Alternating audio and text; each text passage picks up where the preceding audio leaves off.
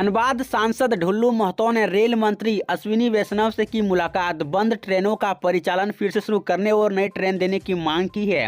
दोस्तों, सांसद ढुल्लू महतो ने रेल मंत्री अश्विनी वैष्णव से मुलाकात कर रेल सेवाओं के विस्तार और सुधार के लिए एक मांग पत्र सौंपा है। धनबाद सांसद ढुल्लू ने कोविड-19 महामारी के दौरान बंद हुई ट्रेनों को पुनः शुरू करने और नई ट्रेन सेवाओं की आवश्यकता पर जोर दिया है। वहीं रेल मंत्री ने सकारात्मक पहल करने की बात कही है। दरअसल ढुल्लू महतो ने धनबाद से दक्षिण भारत के राज्यों के लिए सीधे रेल सेवा की कमी का मामला उठाते हुए यशवंतपुर हटिया एक्सप्रेस को धनबाद तक बढ़ाने का प्रस्ताव दिया है। उन्होंने बताया कि सेवा से क्षेत्र के लोगों को रोजगार, शिक्षा और चिकित्सा आदि कराने में सुविधा होगी।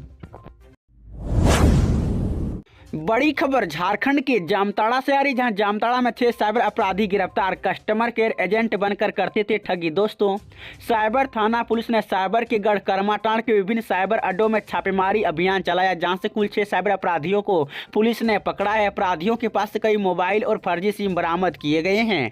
दरअसल करमाटांड़ में साइबर अपराध करते हुए रंगे हाथों 6 साइबर अपराधी पकड़े गए हैं। साइबर अपराध पर लगाम लगाने को लेकर साइबर थाने की पुलिस ने करमाटांड़ थाना क्षेत्र के विभिन्न साइबर अड्डों पर टीम गठित कर छापेमारी अभियान चलाया। इसी अभियान के तहत यह सफलता मिली है। साइबर अपराधी अपने अड्डे पर साइबर अपराध को अंजाम दे रहे थे। पुलिस ने छापेमारी करते हुए अपराधियों को दबोच लिया। भाकपा माले ने की विधानसभा चुनाव नतीजों की समीक्षा। सरकार में शामिल होने के सवाल पर दीपांकर भट्टाचार्य ने कही ये बात। दोस्तों, हेमंत सोरेन के नेतृत्व वाली बनी नई सरकार में भाकपा माले शामिल होगा या नहीं, इस सवाल का जवाब जानने के लिए 2 दिसंबर तक का इंतजार करना पड़ सकता है, क्योंकि शुक्रवार को भाकपा माले की स्टैंडिंग कमेटी की बैठक के बाद भी भाकपा माले के कोई भी नेता खुलकर नहीं बता पाए कि हेमंत कैबिनेट में शामिल होने को लेकर पार्टी का क्या रुख क्या होगा।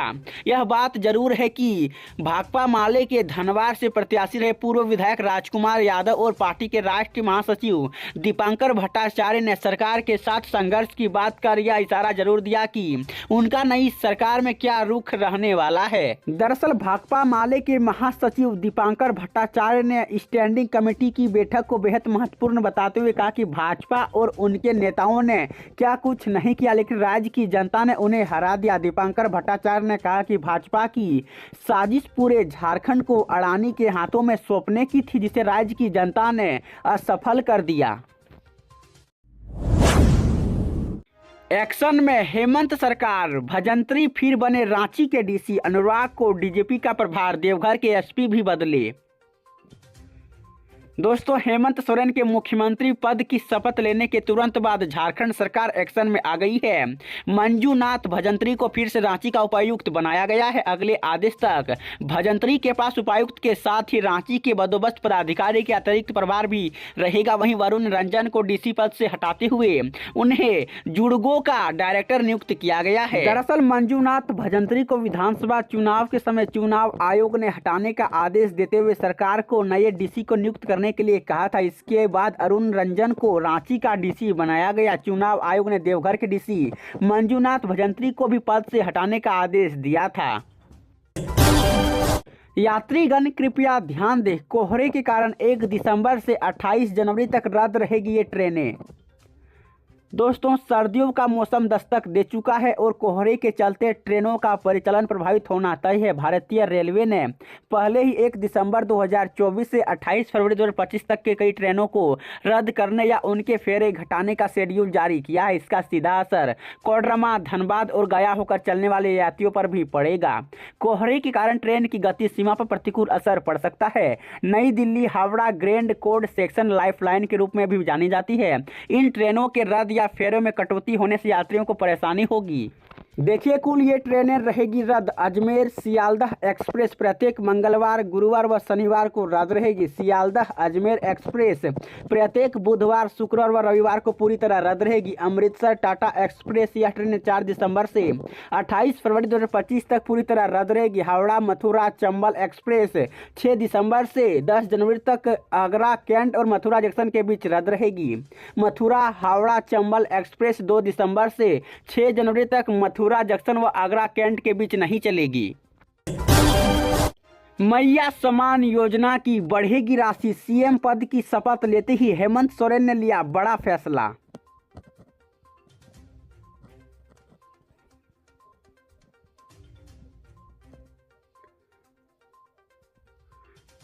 दोस्तों, राज्य की नवनिर्वाचित छठी विधानसभा का पहला सत्र 9 से 12 दिसंबर तक होगा। इसमें चुने गए 81 विधायकों को शपथ दिलाने के लिए प्रो स्टीफन मरांडी को प्रोटेम स्पीकर बनाया गया है। गुरुवार को मुख्यमंत्री पद की शपथ लेने के बाद झारखंड मंत्रालय में हुई कैबिनेट की बैठक में निर्णय लिया गया। महिलाओं के लिए सोरेन ने बड़ा फैसला लेते हुए मैया सम्मान योजना की राशि बढ़ा दी है। इसके साथ ही युवाओं के रोजगार पर सरकार गंभीरता से काम करेगी।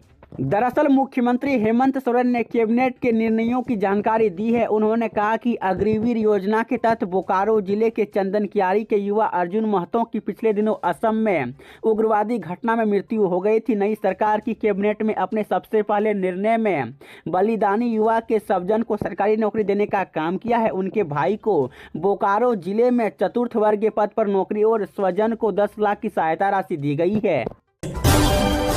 पहले तय करे सीएम का नाम, फिर होगा आगे की बात। बीजेपी को शिवसेना एनसीपी का दो टूक जवाब। दोस्तों, महाराष्ट्र में नई सरकार के गठन को लेकर अभी और समय लगने की उम्मीद है। इसको लेकर भाजपा और शिवसेना के बीच गतिरोध की स्थिति बनी हुई है। हालांकि दिल्ली में भाजपा नेतृत्व के साथ हुई राज्य के महायुति नेताओं की बैठक में सरकार का खाका तो खींच दिया गया, लेकिन सहयोगी दलों के साथ अभी विभागों के बंटवारे और उप मुख्यमंत्री पद के चेहरों को लेकर अस्पष्टता होनी है। इसी बीच सहयोगियों ने कहा कि पहले भाजपा अपना विधायक दल का नेता चुने, उसके बाद आगे की बात की जाएगी। दरअसल केंद्रीय गृह मंत्री अमित शाह और भाजपा अध्यक्ष जेपी नड्डा के साथ राज्य के महायुति नेताओं की बैठक में भाजपा का मुख्यमंत्री और दोनों सहयोगी दलों शिवसेना तथा एनसीपी से उप मुख्यमंत्री बनाने पर सहमति बन गई है। इस बैठक में कार्यवाहक मुख्यमंत्री एकनाथ शिंदे, उप मुख्यमंत्री देवेंद्र फडणवीस एवं अजित पवार भी मौजूद थे।